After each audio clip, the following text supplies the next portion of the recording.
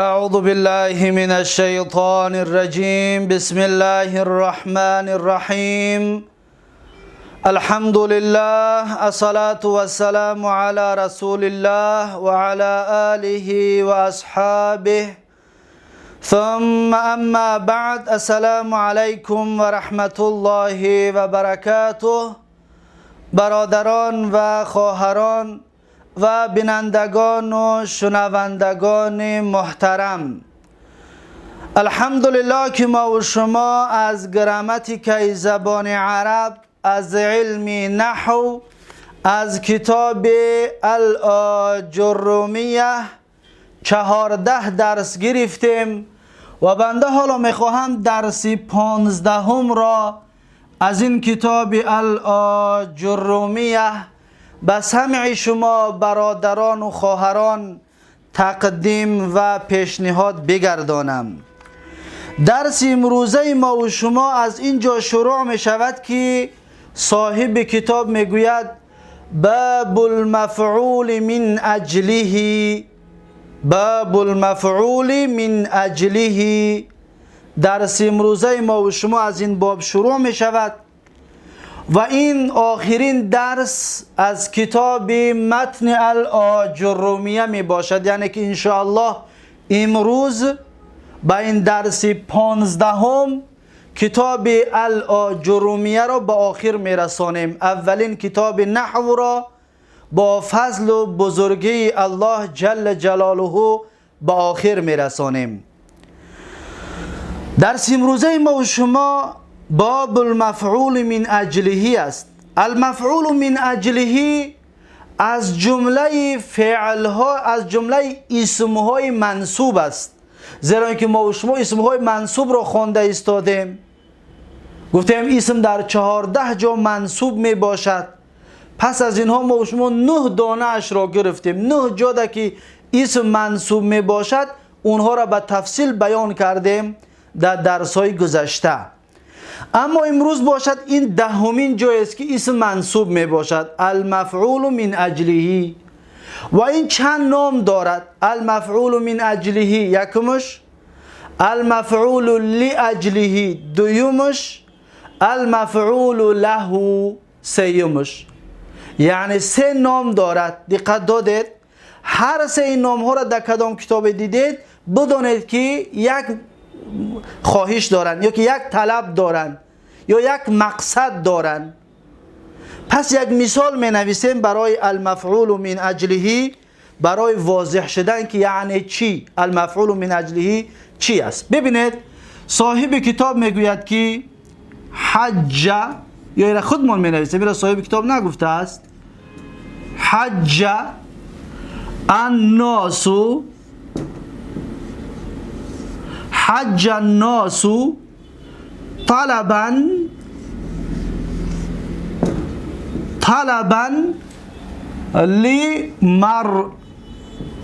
لمرضات الله. دقت دادید؟ حج الناس طلبا لمرضات الله. ببینید حج الناس طلبا لمرضات الله. اکنون اعراب این جمله: حج فعل ماضی مبنی علی الفتح، الناس فاعل حج مرفوع و علامت رفع الضمه الظاهره. طلبا اعرابش چی است؟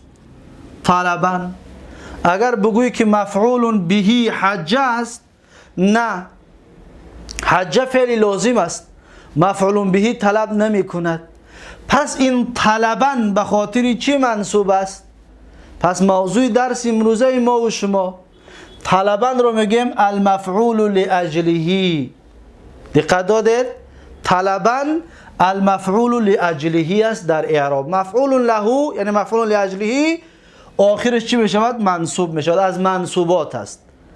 پس حج فعل ماضی ناسو فاعل، طلبا المفعول لاجله لمرضات الله جار و مجرور مضاف و مضاف الیه. دقت دادید؟ پس اعراب این پر شد. معلوم شد که طلبا برای چی بوده است؟ برای المفعول لاجله. باز یک مثال دیگر می نویسم به خاطر واضح تر شدن این مسئله. ببینید رغبتن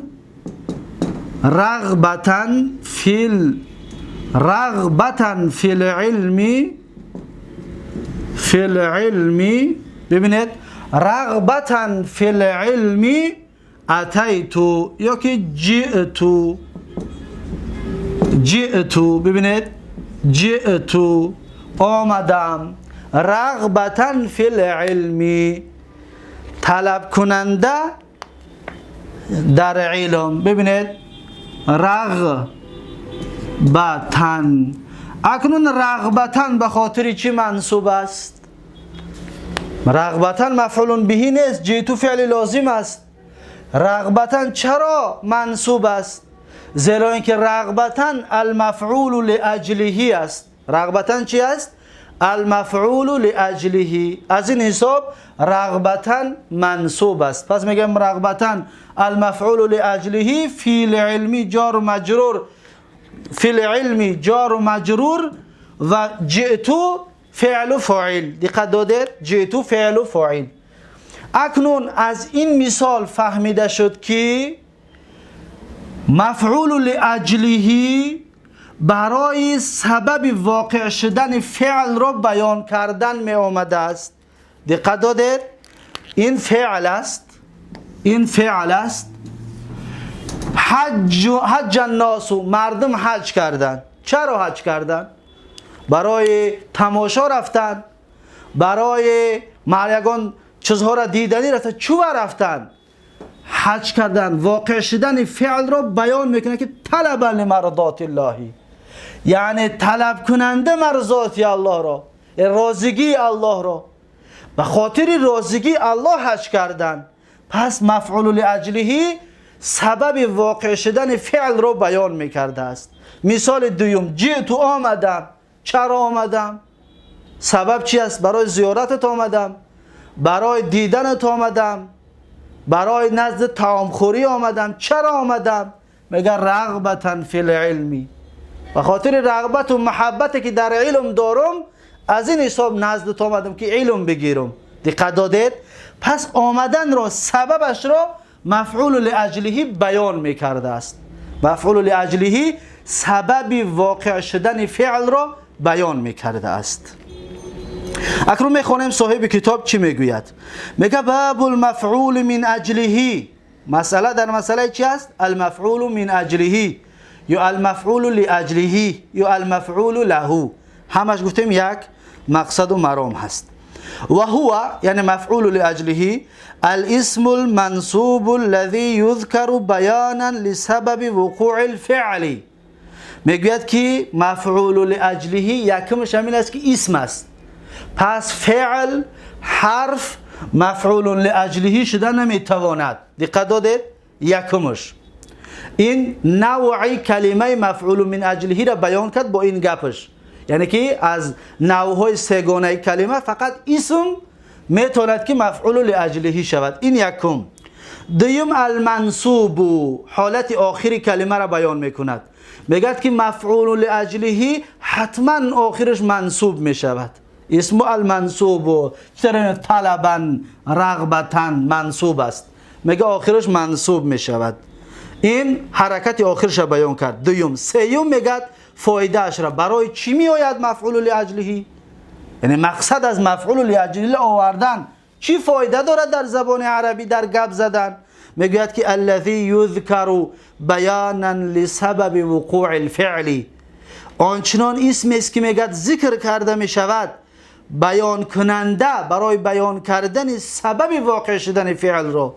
یعنی حج کردن مردم. چرا حج کردن؟ سببش را بیان کرد که طلب دارن اون مردم راضگی الله را، یعنی به خاطر راضگی الله حج کردن. یا مثلا جئت، آمدم. برای چی آمدم؟ سببش را بیان میکند که رغبتن، به خاطر محبت دارم در علم، به خاطر علم دوست میدارم که آمدم یک چیز تعلیم بگیرم. دقت دادید؟ خب بعد از این میگه نحو قولک، مانند سخن تو، قام زید اجلالا لعمر، یعنی خیست زید بزرگ دارنده عمر را. دقت دادید؟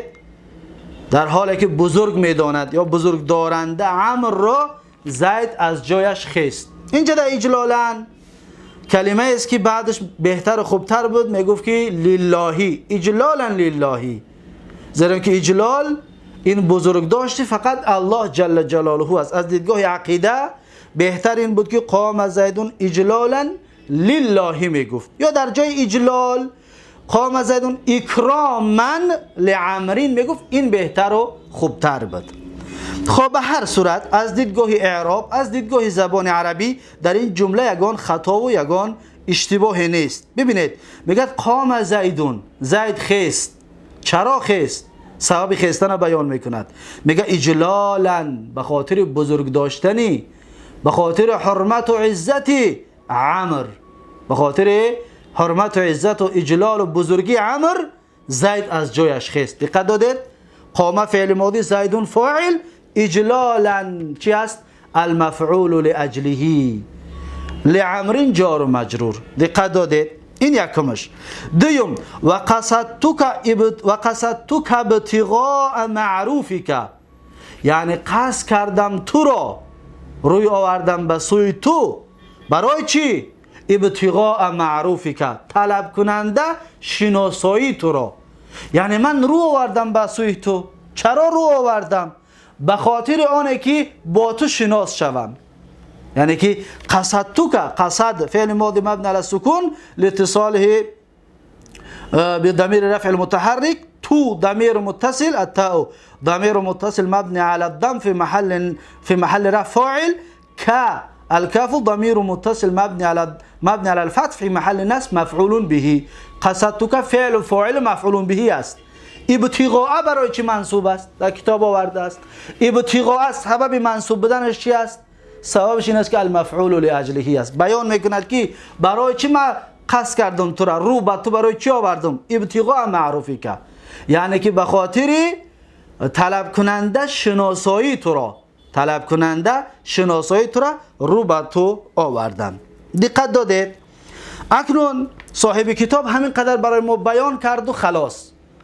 اما در اینجا صاحب کتاب اشاره کرد برای ما که مفعول لاجله می شود که مضاف بیاید، می شود که مضاف نآید. به مثل قام زیدون اجلالا، اجلالا مضاف نیست. دقت دادید؟ منصوب است و مضاف نیست. لیکن و قصدتک ابتغاء معروفک، ابتغاء معروفی در اینجا مضاف الیه هست. پس معلوم شد می شود که مفعول لاجله می شود که مضاف نیاید به یگان چی و می شود که مضاف بیاید، چطوره که در دویم مثالش، و باز می شود که نکیره بیاید. ابتغاء، اجلالا، طلبا، همه اینها نکیره هستند و می شود که معرفه بیاید، معرفه هم می آید. اما حالتاش به چطور می شود این را در کتاب‌های بعدی می خونیم. فقط حالا همین قدرش را در ذهنتون داشته باشید. اما باز یک چیزی که بسیار مهم است، این را باید هر یک طالب علم بداند، اون را هم ذکر میکنیم و بعد این درس را به پایان میرسونیم. دقت بدید، مفعول لاجله چند شرط ها دارد. شرط یکمش، دقت بدید، این شرط یکمش است. شرط یکمش المفعول لاجله باید مصدر باشد. ببینید، باید مصدر باشد. المفعول لاجله باید چی باشد؟ مصدر. دقت بدید، طلباً مصدر هست، رغبتاً مصدر هست، اجلالاً مصدر هست، ابتغاء مصدر هست. مفعول لاجله باید مصدر باشد. دقت دادید؟ این یکم شرطش. شرط دویمش باید قلبی باشد. قلبی باید چی باشد؟ قلبی باشد. یعنی که معنای همون مفعول لاجله قلبی باشد، با جوارح نباشد. یعنی که با دست انجام میدادگی چیزا نباشه. مثلا کتابه، نویس با دست می نویسی، کتابتون نمیتواند که کتابت یعنی نوشتن مصدرش مفعول لاجله بیاید، باید قلبی باشد. یعنی با قلب. مثلا طلب کردن با قلب است، رغبت، محبت کردن با قلب است. بزرگ داشتن به قلب است. ابتغاء همچنین به معنای طلب کردن است. طلب کردن ابتغاء همچنین به قلب است. اینها به دست نیست، اینها به پا نیست. بس راه رفتن مفعول لاجله مصدر شده نمیتواند. دقت دادید؟ باید قلبی باشد. و مثلا ترسیدن، حرمت کردن، احترام کردن، این چیزها باید باشد. دقت دادید؟ این دویم شرطش. شرط سیوم شرط المفعول لاجله باید متحد باشند. متحد در زمان، متحد فی زمان می نویسم تنها کفایه میکند. متحد فی زمان یعنی زمانهایشان، زمان فعل با زمان مفعول لاجله باید متحد باشد. حج کرد در زمان گذشته، طلبا در همون زمان گذشته طلب داشت. دقت داده؟ زمانشون یک است، زمانشون متحد هستند، یک هستند. جیتو آمدم، در همون وقتی آمدن رغبتاً محبت داشتم، در وقتی آمدن محبت داشتم، پس متحد است در زمان. یعنی که فعل با مفعول لاجله هر دویشان زمانهاشون متحد باشد. این سوم شرطش. چهارم شرطش فاعلهاشون باید متحد باشند. متحد در چی؟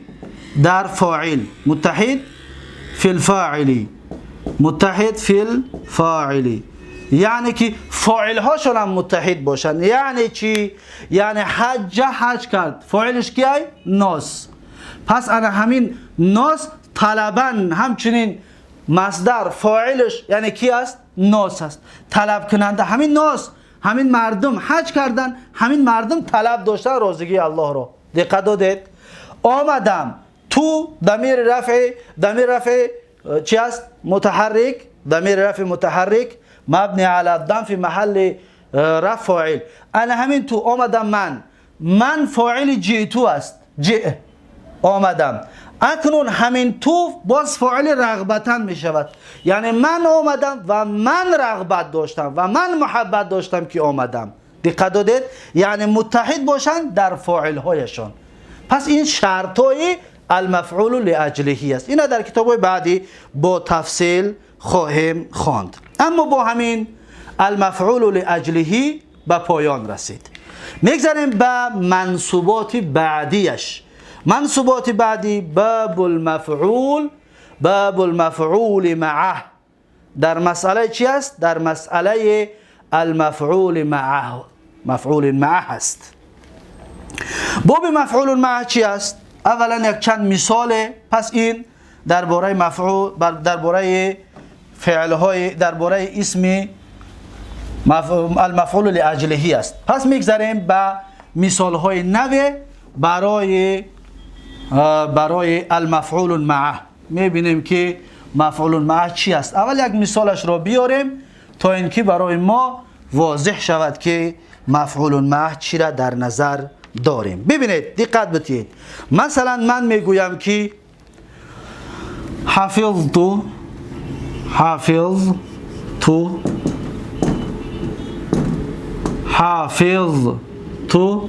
الدرس. دقت دادید؟ حفظت الدرس و المصباح.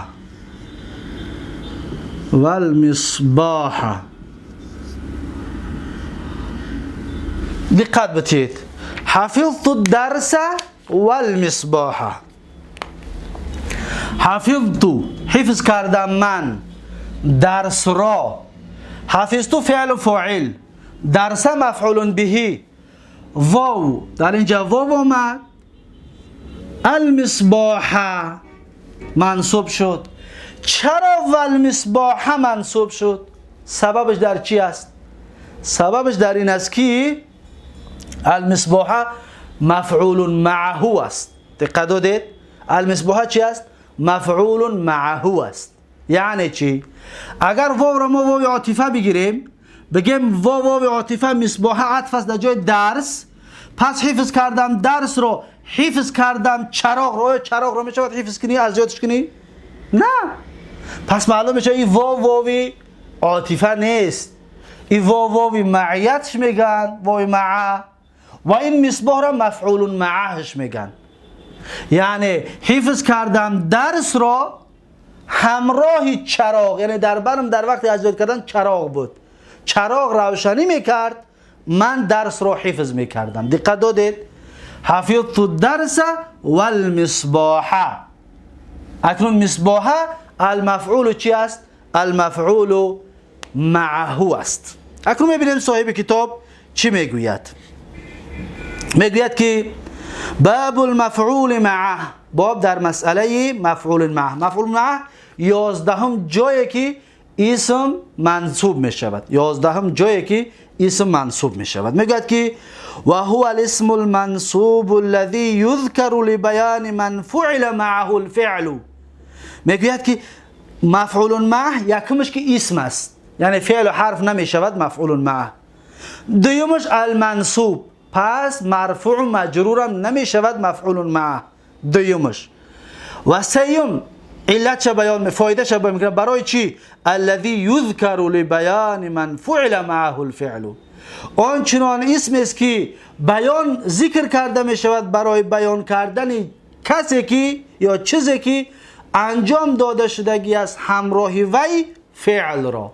یعنی حفظ را من انجام دادم با چی؟ با چراغ. یعنی که همراه چراغ، چراغ در پیشم بود، روشنی میکرد و من چیکار میکردم؟ درسم رو میخواندم. دقت دادید؟ پس من درسم رو حفظ میکردم.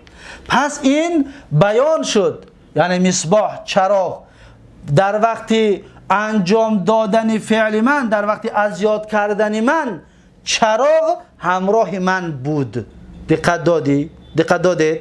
یا مثلا یک مثال دیگر، مثلا یک کس را میروید در یک کوچه میپرسید، میگوید که مثلا فلان کوچه در کجا هست. یک عرب رو میگوید، او عرب شما را میگوید که اذهب والشارع الجدید. دقت دادید؟ اذهب والشارع الجدید، یعنی برو. و شارعه، برای چی و شارعه شد؟ به خاطر آنی که واو مع شارعه مفعول معهو شد. و شارع الجدیده، یعنی برو همراه کوچه نو. کوچه نو یعنی که با همین برابر کوچه نو برو، آدرس پرسیدت، عنوان پرسیدت ده میرسی. دقت دادید؟ اذهب و شارعه، شارعه برای چی منصوب است؟ به خاطر آنکه مفعول معهو است. نحو قولک، میگم مانند سخن تو، وقتی که تو میگویی که جاء الامیر و الجیش، جاء الامیر و الجیش، یعنی آمد امیر و الجیش. برای چی و الجیش شد؟ به خاطر اینکه جیش مفعول معهو است. به خاطر اینکه جیش مفعول معهو است. پس در اینجا جایز است که من بگویم جاء الامیر و الجیشو. اگر بگم جاء الامیر و الجیشو بخونم، یعنی پادشاه آمد و همچنین لشکرم آمد. دقت دادید؟ پادشاه آمد و لشکرم آمد. لیکن اگر گفتم جاء الامیر و الجیش، یعنی امیر پادشاه همراه لشکر آمد. فرقتش را دیدید؟ اگر واو عاطفه بگیریم، پس پادشاه هم آمده است و لشکر هم آمده است. اگر واو معیت بگیریم، پس معناش این است که پادشاه آمده است همراهی که همراهی لشکر آمدگی است. پس این در اینجا دو وجه خواندن جایز است. و اگر که و جیشه بگیم، جیشه مفعول معهو می شود. اگر و جیشو بگیم، در این صورت عطف می شود در الامیرو. بعد از این میگه واستوى الماء والخشبته.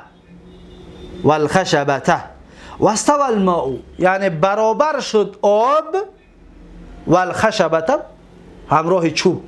مثلا در یک جای چوب بود، آب بلند شدن گرفت، بلند شد و وقتی که برابر چوب شد میگه که استوى الماء والخشبته. مثلا این چوب باشد والخشبته.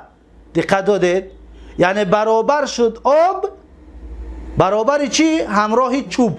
یعنی چوب هم در راست چوب آمد، چوب هم همراهش بلند شد. دقت دادید؟ پس واستوى الماء، استوى فعل ماضی، الماء فاعل استوى، والخشبة به خاطر چی منصوب شد؟ به خاطر اونه که المفعول معه است.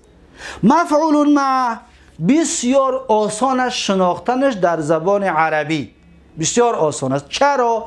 زیرا اینکه مفعول معه این طور یک واو دارد، این طور یک واو دارد. این واو نامش واو معه هست. واو نامش چه؟ واو معه. واو بگیر در جاش معه را بمان، اگر معنا طوری گرفت بدون که مفعول معه هست. یعنی چی؟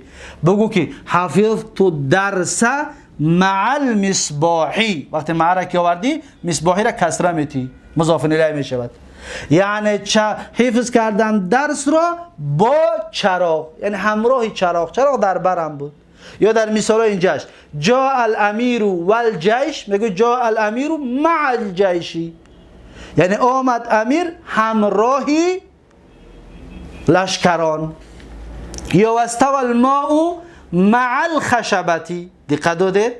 پس مع را در جای واو بمون. اگر معنا درست باشد بدون که بعد اون واو منصوب خوانده می شود، اون مفعول معه است. اگر که موافق نباشد پس اون مفعول معه نمی باشد. دقت دادید؟ این آسان ترین راهی برای شناختن المفعول معه. با همچنین مفعول معه به پایان رسید. پس آسان ترین راهش این واو بوده است و خلاص. اما بعدی مفعول معه دیگر اسم های هر چیزی که باشد دیگر شرط ندارد که یکان چیزی معین باشد. دقت دادید؟ یکان چیزی معین باشد، نه، هر چیزی که باشد می آید. یعنی اسم جامد است، اسم مصدر است و اسم علم است، هر چیزی که باشد می آید. بعد از این میگوید یعنی که 11 جای اسم منصوب می شود را به پایان رسانید. اکنون میگد که و اما خبر کان و اخواتها، اما میگه خبری کان با خواهرهایش، و اسم اینا و اخواتها و اسم اینا با خواهرهایش، فقط تقدم ذکرهما فی المرفوعات. این دو تا را میگه ذکرشان در مرفوعات گذشت میکرد. در مرفوعات میگه گفتیمش چطوری که ما و شما درباره اسمی کانه و خبری کانه با تفصیل صحبت داریم در گذشته، یا درباره اسم اینه و خبری اینه با تفصیل صحبت داریم. اما در اینجا یک مثال کوتاه میارم به خاطر فهمیدن. ببینید، یا به خاطر یادرس، زیرا تفصیلات چه گپ زدگی هستیم. مثلا کان زیدون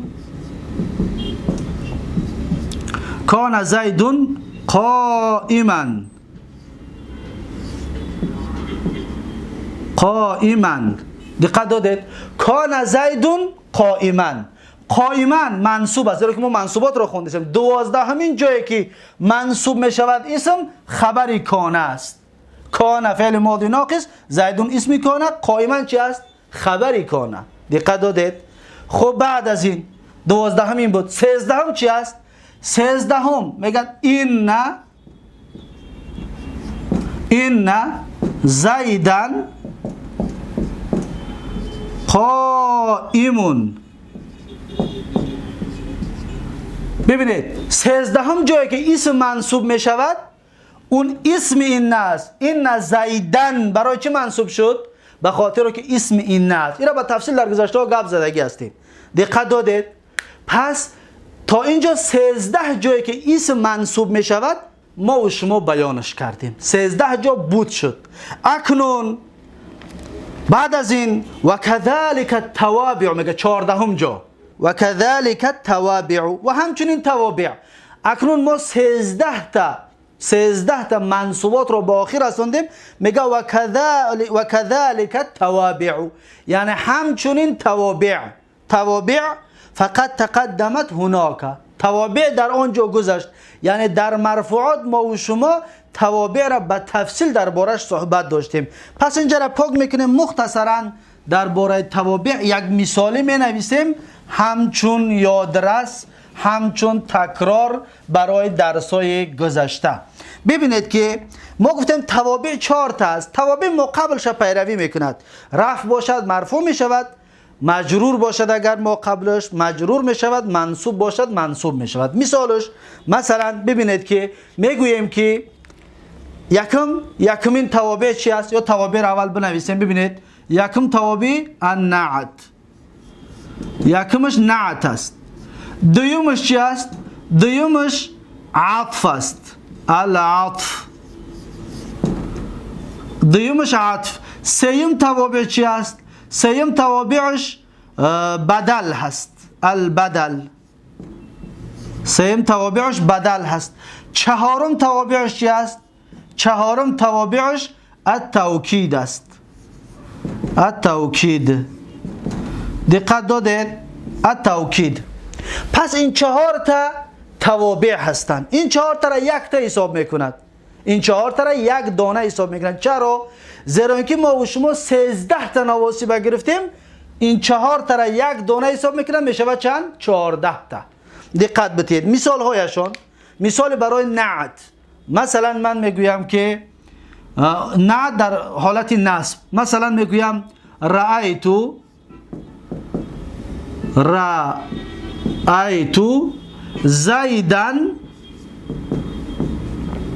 زیدن الفاضله، زیدن الفاضله. دقت بدید. رأیتو فعل و فاعل، زیدن مفعول به رأیتو.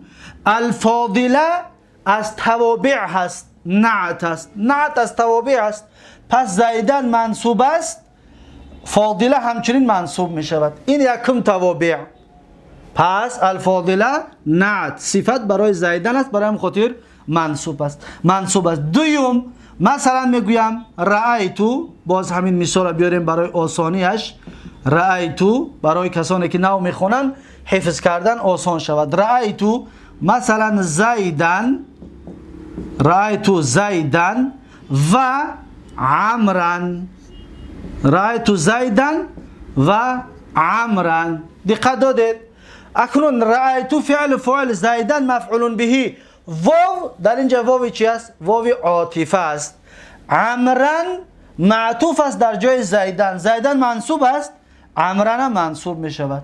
پس دویم توابع این عطف است. چی طوره که این واو عاطفه در بین آمد و عمرن رو عطف کرد در چی؟ در زیدن.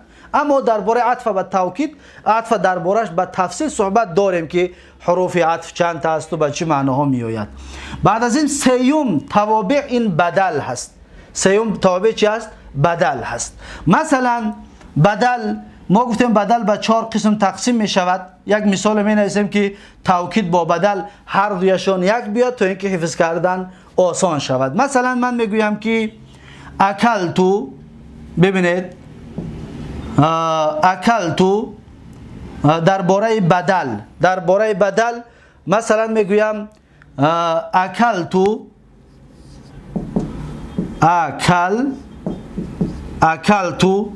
الخبز.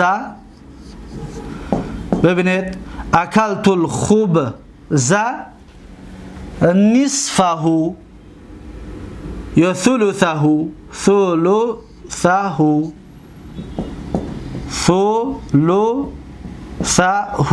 اکنون دقت بدید. اکلتو فعل و فاعل. اکلتو چی است؟ فعل و فاعل است. خبزه چی است؟ مفعول به اکلتو است. ثلثه برای چی منصوب آمد؟ به خاطر اینکه بدل هست از خبز. بدل بعض من کل است. بدل گفتیم 4 نمود می شود. اینجا در بدل بعض من کل است. از این حساب منصوب است. خبزه منصوب است، ثلثه منصوب می شود. دقت دادید؟ ثلثه مضاف هم مضاف الیه. پس این سیوم توابع. توابع چهارم آخرین توابع، این باز همین مثال می نویسیم. اکلتو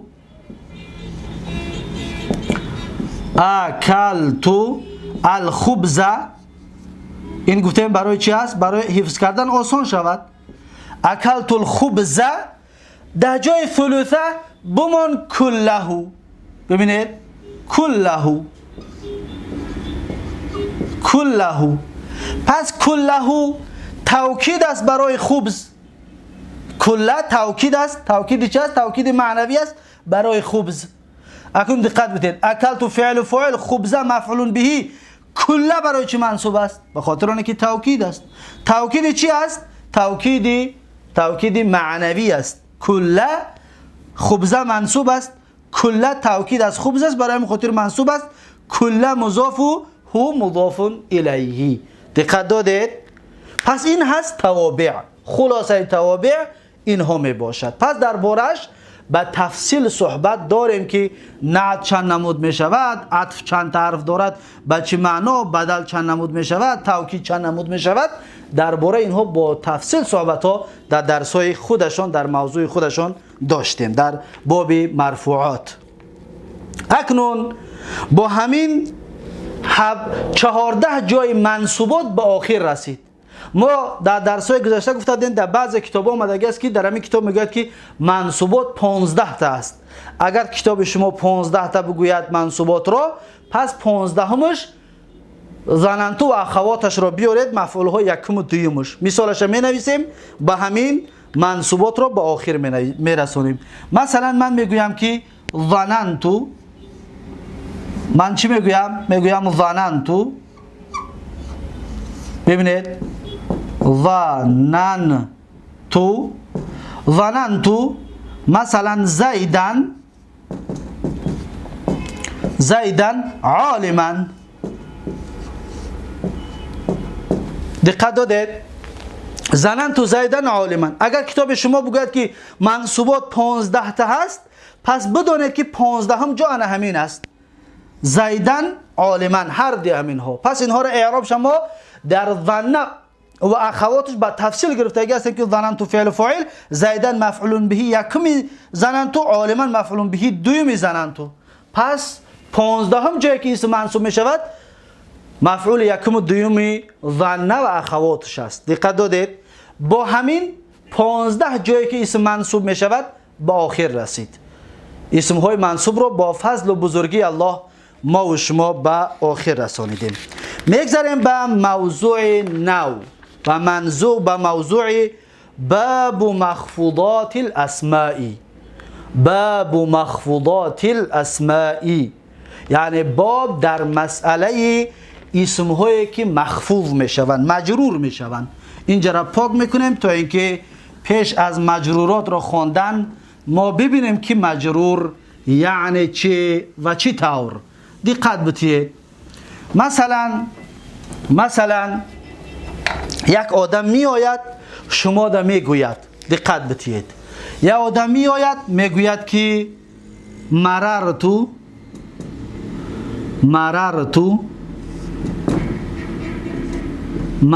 بزیدین. مررتو بزیدین.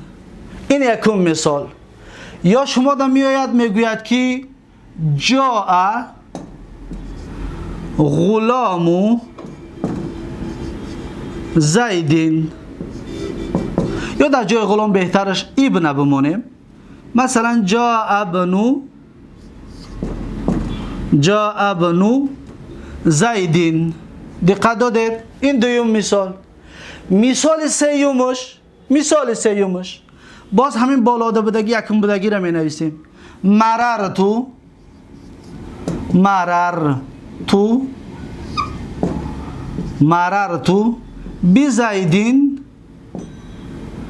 بزیدین العالمی. دقت بتید. هر یک تا اینها یعنی که از این مثال های نوشته ما معلوم شد که مجرورات 3 نمود می شود. مجرورات چند تا می شود؟ 3 تا. خب میبینیم. یکم مررتو بزیدین مجرور است. برای چی مجرور است؟ در اولش بی حرف جر آمد. پس زیدین در اینجا مجرور است به سبب بی حرف جاره. دقت دادید؟ خب این یکمش. دوم جا ابنو زیدین، اینم مجرور است. در اولش حرف جاره نیست. چرا زیدین مجرور شد؟ به خاطر که مضاف الیه شد. دویمش مضاف الیه. پس دویم جا اگر اسم مضاف الیه بیاد مجرور می شود. ابن مضاف، زیدین مضاف الیه. دقت دادید. سیوم مررت بزیدین العالمی. العالمی چرا مجرور است؟ بزیدین. اکنون زیدین ما خواندیم در اینجا که بی حرف جار زیدین مجرور کرد، لیکن در اینجا بی هست، خب فهمو است. اما العالمی برای چی مجرور شد؟ العالمی به خاطر آنکه تابع زید است، از توابیع است. دقت دادید؟ پس معلوم شد که اسم در سه جا یا در سه حالت مجرور می شود. یکم حالت پیش خودش حرف جر بیاید، دویم حالت اگر که مضاف الیه بیاید اسم، یعنی پیش خودش مضاف بیاد اسم خودش مضاف الیه شود، و سوم حالت اگر که تابع مجرور باشد. زیدین مجرور است، تابع مجرور می شود. دقت دادید؟ پس سه حالت در اسم مجرور می شده است. میخوانیم صاحب کتاب برای ما چی میگوید. میگوید که باب مخفوضات الاسماء، یعنی باب در مسئله اسمهای مجرور. مخفوض یعنی مجرور صحبت میکند. مجرور آخرش کسره دارد یا آخرش مقتضی مجرور سه حالت دارد. مجرور است، علامت جرش کسره هست، یا مجرور است علامت جرش یا است در مثنی در جمع مذکر سالم، یا مجرور است علامت جرش فتحه است نیابتا عن الکسره در اسمهای غیر منصرف. فهموشید؟ سته. این را در درس گذشته گفتگی هستیم. خب بیایید اکنون میخونه. میگوید که المخفوضات ثلاثه اقسام. میگه مخفوض ها سه نمود میشوند. مخفوضات چند تا هستند؟ سه نمود. ما گفتیم سه تاش را. سه نمود میشوند. میگه مخفوض بالحرف. یکم مخفوض ها مخفوض به حرف است، یعنی حرف جر. در اولش حروف جر می آید. حروف جر بعضیا 20 تا گفتگی هستندش، بعضیا اختلافی گفته 15 تا ذکرش میکنن. به هر صورت 15 تا 20 تا حرفای جر است. مین، علا، فی، رب، اینها هم حروفای چی هستند؟ حروفای جر هستند. خب صاحب کتاب چند تا میارد و در اولین درس ما خوندگی هستیم. ببینید بی یکم مجرورات با چی بوده است؟ حرف جر. این یکمش. و مخفوض بالاضافه. دوم جا اسم مخفوض میشود به سبب اضافه، یعنی به سبب مضاف الیه شدن. این مضاف است مضاف الیه. این دوم جا اسم مخفوض شد. دقت دادید؟ سیوم و تابع للمخفوض. و تابع برای مخفوض. دقت دادید؟ زیدین مخفوض است، العالمی تابع زید است مخفوض است. ما در اینجا فقط گفتیم توابع 4 تا است، فقط نعتش آوردیم. شما خودتون بیارید توکید، خودتون بیارید توکیدش رو، شما خودتون بیارید بدل رو، شما خودتون بیارید عطف رو. دیگه عطف کردن این چیزا دیگر آسان است. مثلا مررت بزیدین و عمرین عطف شد. عمرین برای چی مجرور شد؟ برای معطوف است بر مجرور. دقت دادید؟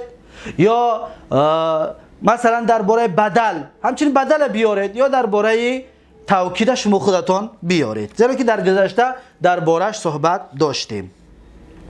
اکنون خلاصه نوشتگی ما را صاحب کتاب بیان کرد. اکنون چی میگوید؟ فاما المخفوض بالحرف میگوید اما مخفوض به حرف.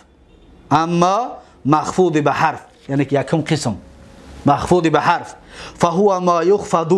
پس اون چنان کلمه ها اسم هایی هست که میگه مخفوض گردانده می شود، مجرور می شود. با چی؟ بمین. یکمش مین است، حرف جر.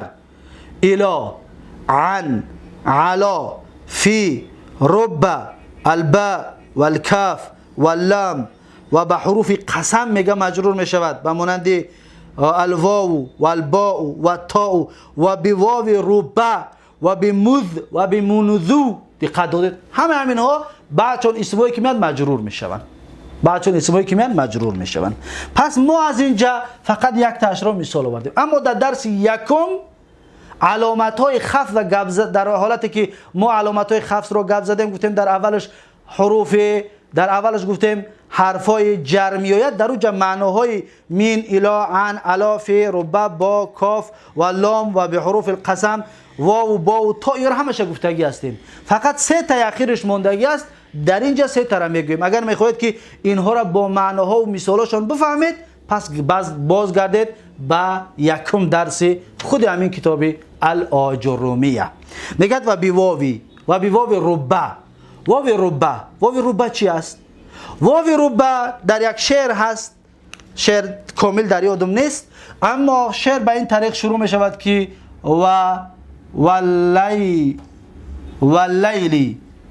لیلین. ببینید لیلین، اول شعر با همین شروع می شود لیلین. انا همین واو در همین شعر یا در بعضی جاها میاد این واو ربهش میگویند. یعنی چی؟ یعنی این واو به معنای ربه هست. به معنای چی است؟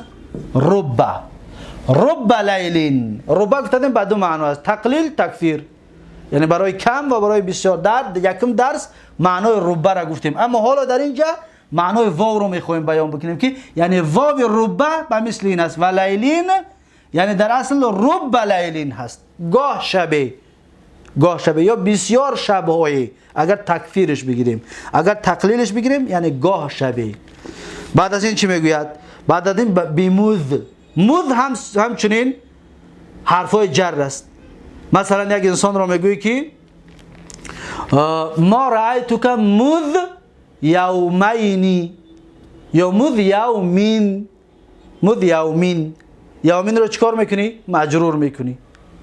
یا میگویی که ما رأیتک منذ، با همچنین منذ یومین یا منذ یوم الخمیسی. دقت دادید؟ یومی برای چی مجرور شد؟ برای منذ در اولش اومد.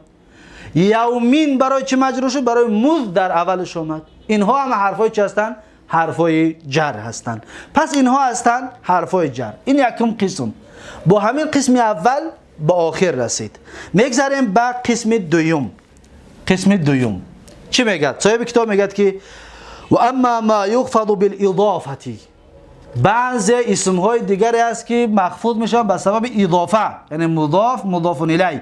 مضاف الیه همیشه مجرور میشود، علامت جرش یا فتحه میشود. اگر که مثلا گفتنی باشه که ابن احمد غیر منصرف است، احمد منصوب مجرور و علامت جر الفتحه نیابتا عن الکسرتی میشود.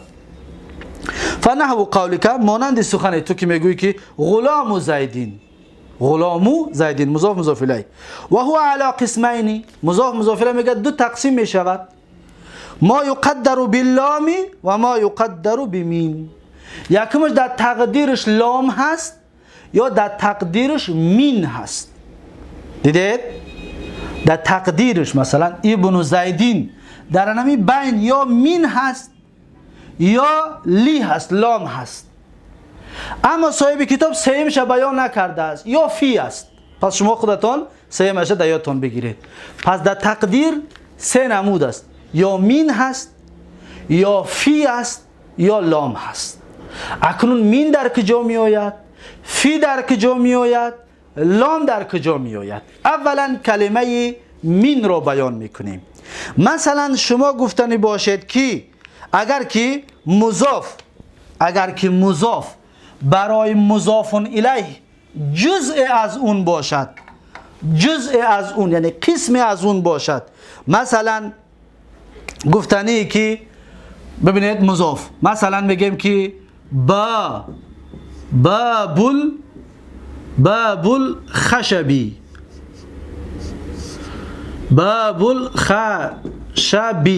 دقت دادید؟ باب مضاف، خشبی مضاف الیه. باب جزء یک قسم از خشب است، یعنی یک چوب را میگیری یک قسمش در میکنی. پس در همین صورت که باشد بدانه که در تقدیرش در اینجا یک کلمه پنهان است. اون کلمه را چطور گفتیم؟ سه چیز است، مین، فی، مین است یا فی است یا لام. در این طور چیزها میگه مین را در تقدیرش بگو، در تقدیرش بگو که مین هست. بابون من الخشبی، یعنی باب دری که از چوب است. دقت دادید؟ بابون من الخشبی، در تقدیرش مین است.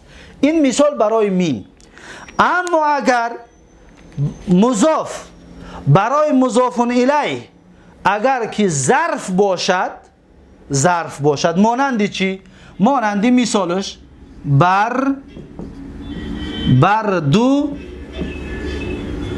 بردل لیلی. دقت بتید، بردل لیلی. بردو مضاف است، لیلی مضاف الیه هست، اما مضاف الیه ظرف است برای مضاف. چرا؟ زیرا که لیل شب چی است؟ ظرف است. پس اگر که ظرف باشد میگه انا همون تقدیری ده که میآید اون تقدیر فی بگی. صاحب کتاب در این باره گپ نزده است. این فایده است که بنده ذکر کرده استادم بیرون از کتاب. بردون فی اللیل بگو، یعنی خنکی در شب. یا مکرول لیل، بل مکرول لیل در قرآن می آید. مکرون فی اللیل است، در تقدیرش فی است به مثل همین. دقت دادید؟ مکر در شب یعنی. یا بردون فی اللیل یعنی خنکی در شب، خنکی شب. دقت دادید؟ پس در اینجا مضاف مضاف الیه در تقدیرشون چی بوده است؟ فی. در باب الخشبی اگر جزء از یعنی که مضاف جزء از مضاف الیه باشد در تقدیرش چی میشده است؟ مین.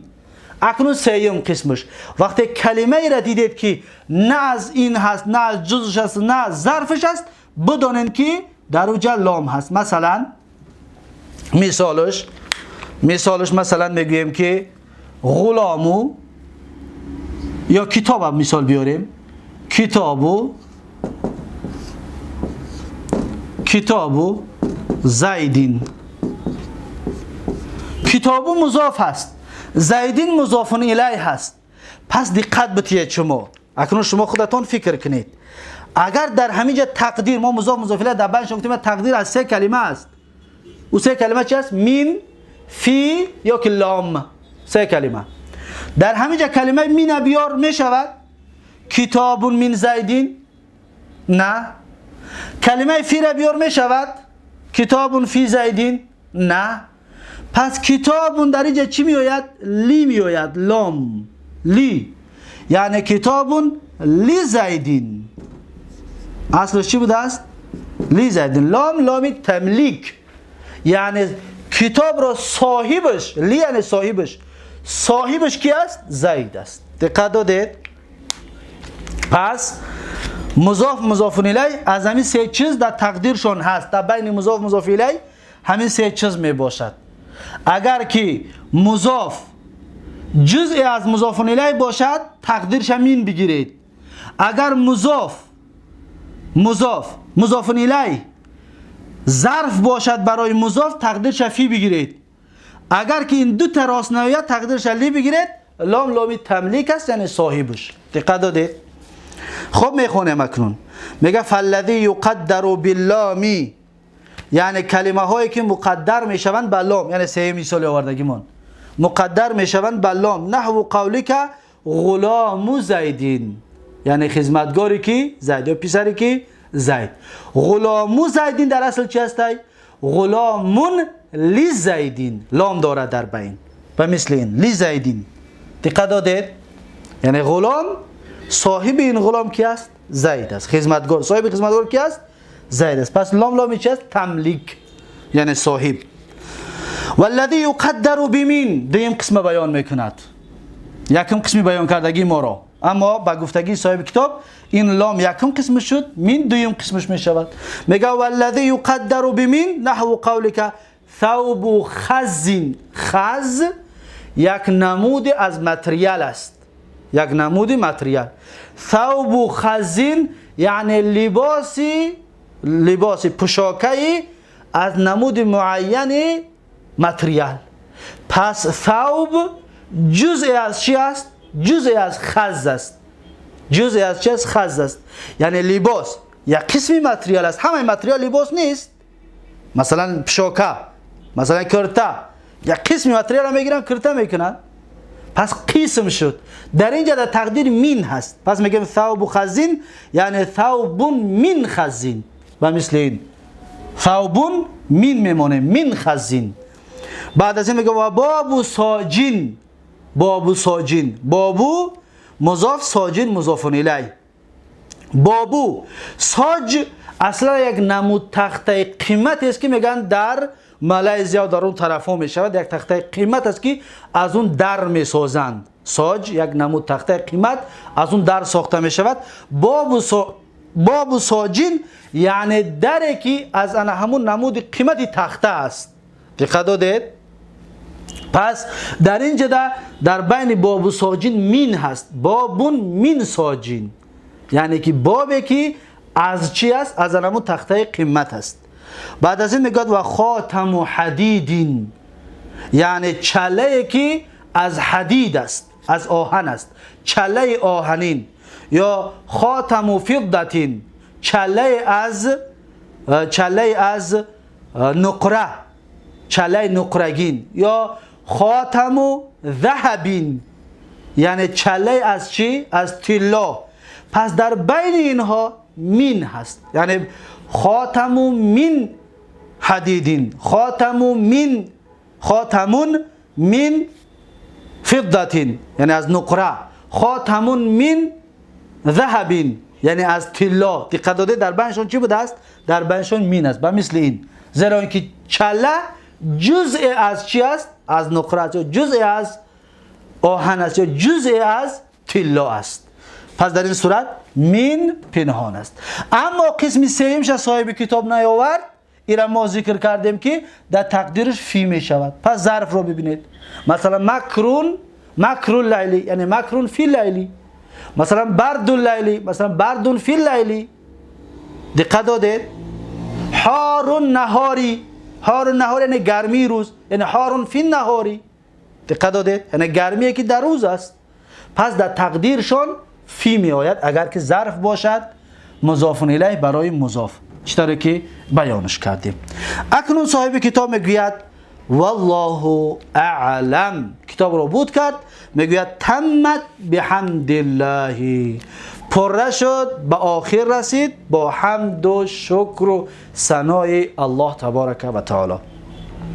ما هم همچنین شکر و ثنا و سپاس و فضل الله رو به جا میاریم و شکر و سپاس میگویم الله رو که برای ما توفیق داد یک کتاب از کتاب‌های گراماتیک زبان عربی علمی نحو را با فضل و بزرگی الله سبحانه و تعالی به پایان رسانیدیم. الله سبحانه و تعالی این وقتها و زحمت‌ها و سعی و کوشش‌هایی که تا بود شدن این درس که در 15 درس با آخر رسانیدیم کتاب را، الله سبحانه و تعالی اولا در نامه اعمال خود صاحب کتاب نوشته بگرداند، دوم در نامه اعمال بنده نالایق که این را برای شما به زبان تاجیکی با مثال ها و با توضیحات براتون تقدیم کردم، و سوم در نامه اعمال یکایک شما استفاده برندگان و گوش کنندگان